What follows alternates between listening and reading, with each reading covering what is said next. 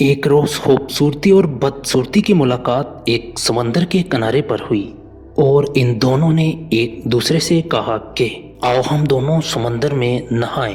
तब दोनों ने अपने अपने लिबास उतारे और बेलिबास होकर समंदर में छलांग लगा दी और नहाने के बाद बदसूरती वापस समुंदर के किनारे पर आन पहुंची और अपना लिबास पहनने की बजाय खूबसूरती का लिबास पहन लिया और अपनी राह ली। थोड़ी देर बाद खूबसूरती भी नहाने से फारिग होकर वापस समंदर के किनारे आन पहुंची।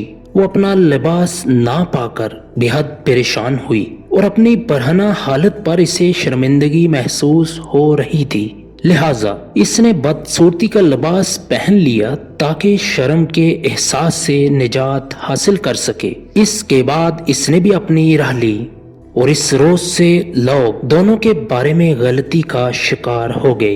ताहम कुछ लोग ऐसे भी जो खूबसूरती के चेहरे का मुशाहदा करते हैं और वो इसके कपड़ों के बावजूद भी इसे पहचान लेते हैं, इससे आशना हो जाते हैं।